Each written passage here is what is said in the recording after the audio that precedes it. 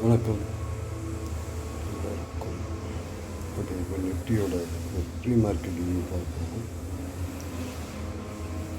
Nifty வந்து 459 25,460 plus ஆகிருக்கு. Okay, 25,469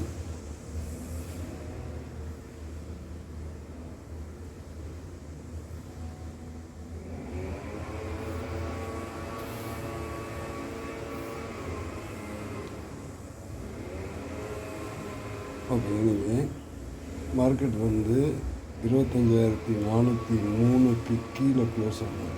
அதாவது 25,406க்கு கீழே 15 மினிட் க்ளோஸ் ஆனால் மட்டும்தான் ஃபர்தராக மார்க்கெட் வந்து கீழே போகிறதுக்கு வாய்ப்பு இருக்குது. இதெல்லாம் வந்து சப்போர்ட் ஆக்ட் பண்ணும். 372, 308 இதெல்லாம் வந்து இன்றைக்கூட ரேஞ்சாக வந்து இருக்கும். இதுக்குள்ளே இருக்கிறதுக்கு வாய்ப்பு இருக்குது. ஒன்ஸ் மார்க்கெட் ஓப்பன் ஆனோன்னா அதுக்கப்புறம் ஃபர்தராக ரேஞ்சு எந்த ரேஞ்சு வரைக்கும் இருக்கும் அப்படிங்கிறத பார்ப்போம். மார்க்கெட் இம்மிடியட்டாக கீழே வர்றதுக்கு வாய்ப்பு இல்லை. ஓகே, ஒரு எக்ஸாம்பிளுக்கு வேணால் இந்த கேண்டிலோ இல்லை இந்த கேண்டிலோ ஏதாவது ஒன்று எடுத்துக்கோங்க. இது கீழே க்ளோஸ் ஆகக்கூடாது, ஆகாது.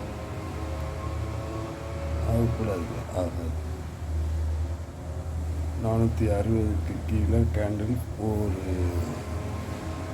ஃபஸ்ட்டு 15 மினிட் கேண்டில் வந்து 460க்கு கீழே க்ளோஸ் வைக்காது. ஓகே,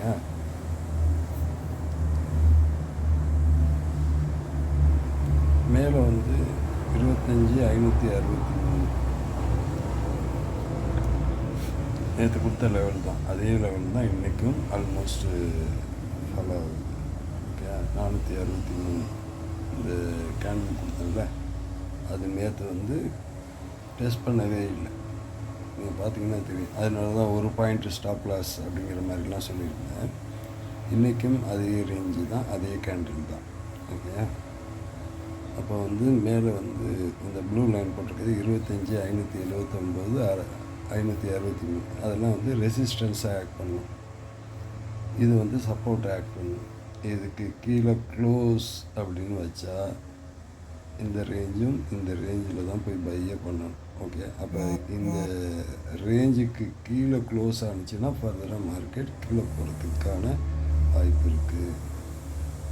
பெரிய அளவுக்கு கட்டாயி கீழே போயிடுமா அப்படிங்கிறது பாருங்கள். இது அப்படியே இன்கேஸ் இதுக்கு கீழே 15 மினிட் ஏதாவது க்ளோஸ் ஆனிச்சா இங்கே போகலாம், இங்கே போகலாம். 25,109 ஆல்ரெடி ஏற்கனவே பேசிகிட்டு இருந்தது தான். இங்கெல்லாம் போகிறதுக்கெல்லாம் வாய்ப்பு இருக்குது. இது வந்து ஒரு ட்ரையாங்கிள் பேட்டர்ன் மாதிரி இருக்குது. ஸோ அதனால் எந்த சைடு உடைக்குது அப்படிங்கிறத பார்ப்போம். Okay, thank you.